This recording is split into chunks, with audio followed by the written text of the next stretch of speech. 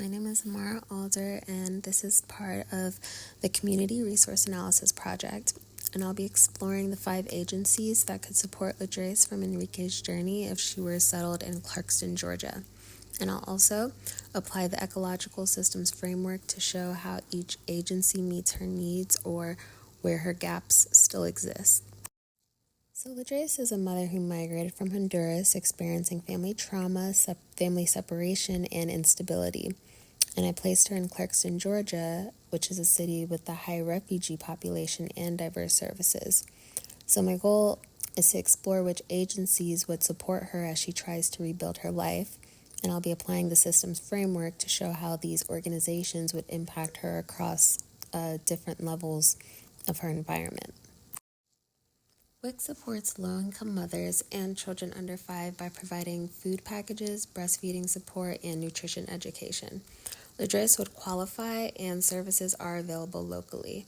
If I were in her shoes, I think I'd feel somewhat supported, but possibly overwhelmed by the paperwork and the lack of emotional care. Staff may be friendly, but without trauma-informed training, it might feel rushed. And a major gap is that WIC helps with nutrition, but doesn't address mental health or parenting support. The Georgia Division of Family and Children Services, or DFCS, offers programs like SNAP, TANF, and Medicaid. These could help address with food assistance, financial support, and health care. However, undocumented status and fear of being reported may discourage her from seeking help. And this shows how macro-level immigration policies create barriers, even when the services are available at the EXO level. The Georgia Division of Family and Children's Services also connects with clinics and schools Lourdes might access. So this department provides required medical screenings for refugee arrivals. While the service helps meet basic needs, it's not necessarily designed for ongoing care. So Lourdes might feel rushed or unseen if she's experiencing chronic stress or trauma.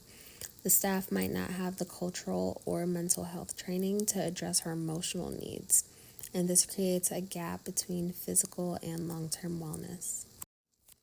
So Friends of Refugees offers ESL, early learning programs, and support for mothers. So Lourdes would feel likely at ease here due to the community-based atmosphere and peer support. And this agency is very accessible, and programs feel empowering rather than clinical. And still, there are gaps in licensed mental health support or formal trauma therapy, which Lourdes would benefit from a lot.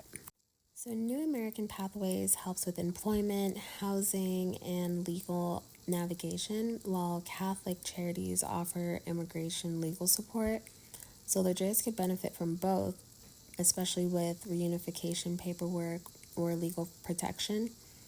And these agencies are also interconnected with others in the Clarkson network. However, both can have long wait times and limited availability.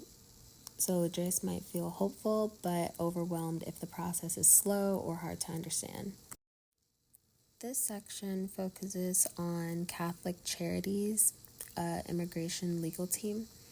Lourdes would likely feel relief knowing that someone could help her with family reunification, but the process might still be stressful. And the agency is well connected, but limited funding and staff shortages can delay services. This could impact Lourdes emotionally and financially if the paperwork or hearings are delayed. So using the ecological systems framework, we see that Lourdes is affected on every level, from her own emotional state to the policies and community systems around her. While Clarkson has many resources, the biggest gap lies in consistent trauma-informed mental health care and support for undocumented immigrants. Agencies are not always aligned, and clients like Lourdes often fall through the cracks when services don't fully address their complex needs. So, in conclusion, Clarkson has strong potential to support immigrant families like Lourdes. The agencies highlighted here offer a piece of the puzzle, but gaps remain, especially in holistic, culturally informed care. And as social workers, we would have to look beyond the referrals and just help ensure that Ladreus's voice is really heard within the system.